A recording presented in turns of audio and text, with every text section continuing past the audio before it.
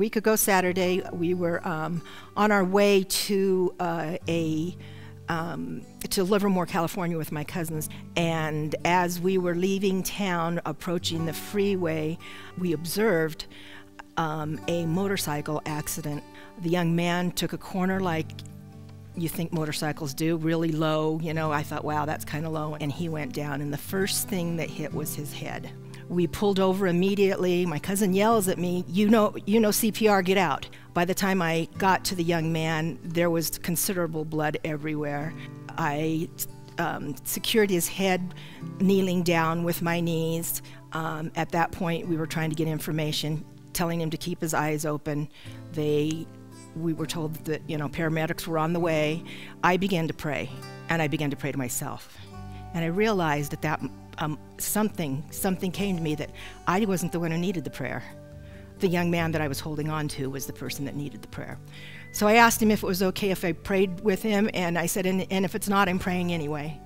And I proceeded to pray, and I asked the Lord to please wrap his arms around this young man and keep him safe, and let him know that he was a child of God, that God put him here for a reason. His eyes opened up, and he told me he hadn't prayed in so long, or heard anybody pray, or have anybody pray for him. Somebody had called his girlfriend. She had arrived. I gave her my number and said, please let me know how he's doing. So I waited all day and kept calling and calling, and it was busy and busy. Then I called home to pick up my messages, and they had called me, and the message was that he had a concussion, that he would be released the next morning. He had like 37 stitches, but he would be fine.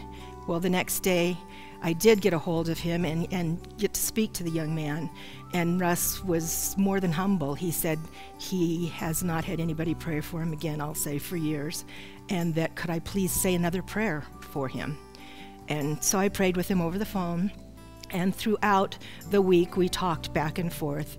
He eventually asked me if I knew a church in Stockton that he might be welcome at.